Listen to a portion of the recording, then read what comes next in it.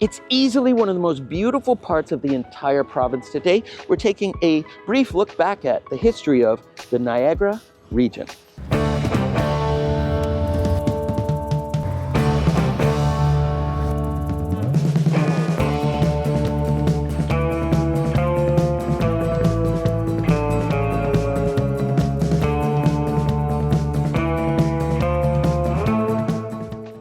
I recently jumped in my car and headed south to the Niagara region. The Niagara region is right here, a couple hours south of Toronto, along the QEW. The region has a fascinating past, one of war, wine, and, well, wax museums. Let me start off by saying that this video is simply a brief overview of the region. The histories of its indigenous past and its role within Black history, especially its connection to the Underground Railroad, are important. And at the end of this video, I will be linking to certain resources that offer great context and lessons on these and other Niagara region issues. Please make sure to check them out. Now, the Niagara region is not just the falls. It's not just the beautiful little town of Niagara-on-the-Lake. Let's take a quick look from above. The region has around 500,000 residents, a number that quickly multiplies when you realize how many people flock there to visit every year. You have the city of Niagara-on-the-Lake with 20,000 residents, Niagara Falls with 95,000, St. Catharines being the largest with 136,000, Fort Erie with 30, Welland with 55, Grimsby with 29, Vineland 4, and Port Colborne 20. When people think of the region, they think of, well, odd people putting themselves in barrels and going over the Niagara Falls. Heads up, bad idea. But this past couple decades, many people also think of wine, the region being world famous for its wine, and wine tours in the Niagara-on-the-Lake area are, well, awesome. Now, when you're walking through Niagara-on-the-Lake, there's a lot to see, and so many of the buildings are in amazing shape. It looks right now very much like it did over a century ago. It's a great little town to walk around.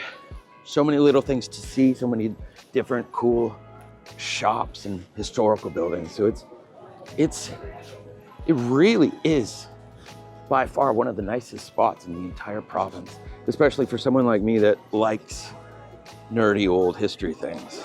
Niagara-on-the-Lake has a rich history. It's easily one of the most beautiful little towns in the province. Just look at how bustling it was when I stopped by recently. The town's history is lengthy, it formerly being the first capital of the province of Upper Canada, and was the location of numerous battles during the War of 1812. The town's role within the battles between America and the British is still evident, some of the buildings dating all the way back to then. I'll link to some resources about this at the end of the video.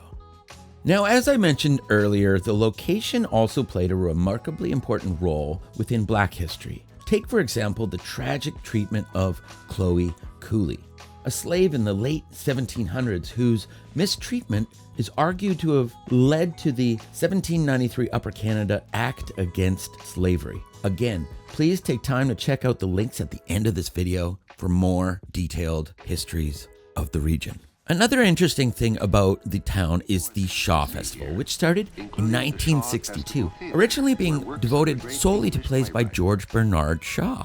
Now, Niagara-on-the-Lake of the 20th and 21st century is a very different place. These days, it's bustling, nice shops, restaurants, and here is the Prince of Wales Hotel, which has been there since 1864, although it had numerous names. The Queen even visited there in 1973. So I am out front of the Prince of Wales Hotel right now, and it is beautiful. The whole town is gorgeous, and it gets busy. It's hard not to be busy. There's a wedding behind me, so congratulations to you guys. The town is also a great spot for people who love haunted places. The gentleman in the basement of the Old Angel Inn, Mr. Swayze, was kind enough to share some of his experiences there with me, although he told me to be wary of American visitors.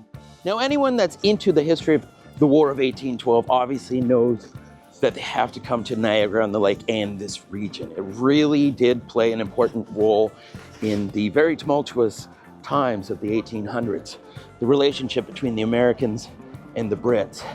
And this town, to its credit, when you're walking around, there's a whole bunch of buildings and pubs that really are remnants of that era.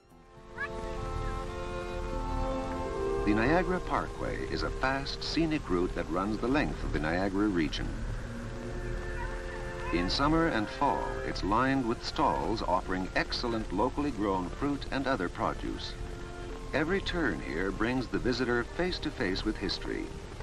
This is the Brock Monument, marking the spot where the great British general Isaac Brock died in the War of 1812.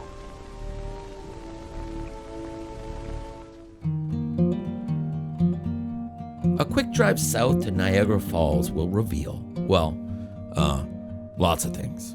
It's important for us Canadians to always start the discussion of Niagara Falls off with pointing out how much bigger and cooler our Horseshoe Falls is compared to the American ones.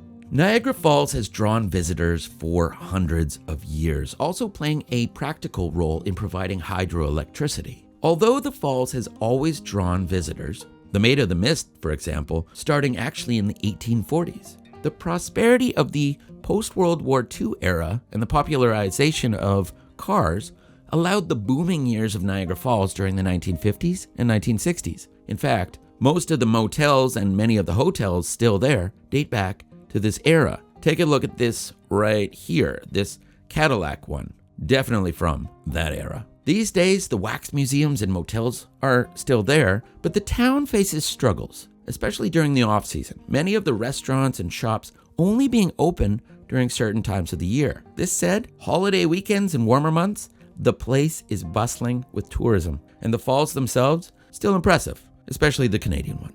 Now, if we take a step back, the Niagara region isn't solely wine tours, battle history, and waterfalls. The region has also played a very important role in manufacturing and transportation history. Take the Welland Canal right here.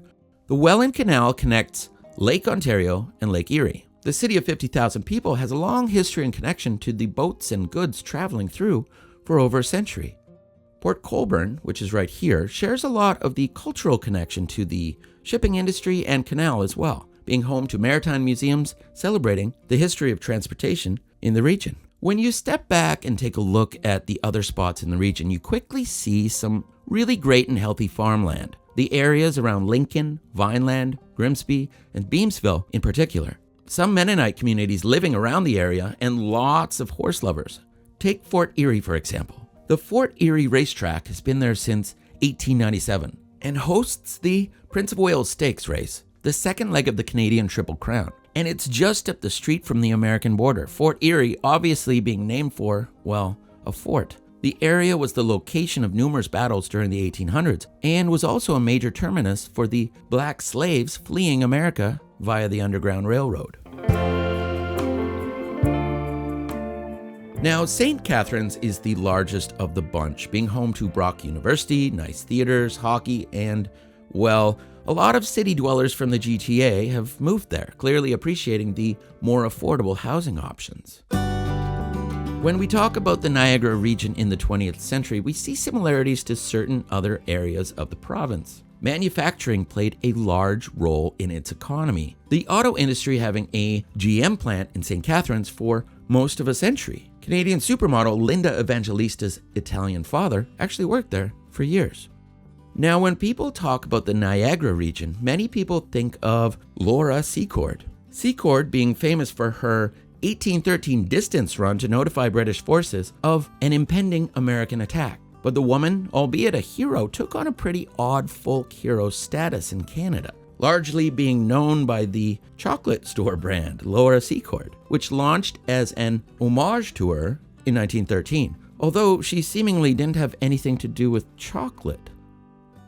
The region also being known for where James Cameron was raised, where Marilyn Monroe posed for a fun photo shoot while in town filming Niagara in 1953, and obviously as the location of one of the most daring rescues of all time in Superman 2. It's easy for people to hear Niagara region and think of the dramatic falls, but the region is more than that. And that has been a quick look back at the history of the Niagara region.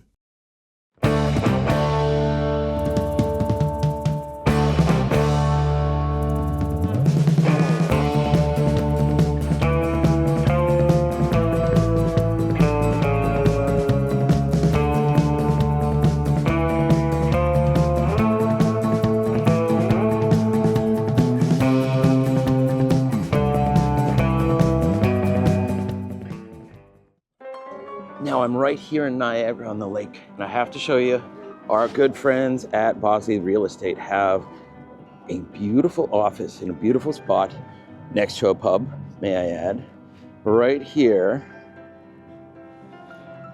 And there's a lot of tempting real estate here.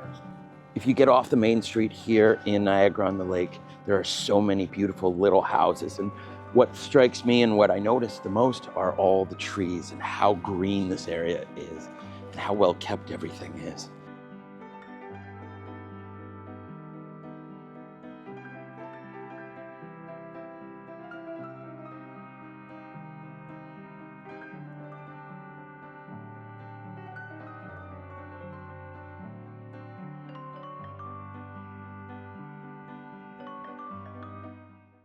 Make sure to check out some of these awesome resources to find out more about the important history of the area. And if you have any suggestions for further reading, please drop some links in the comment section below.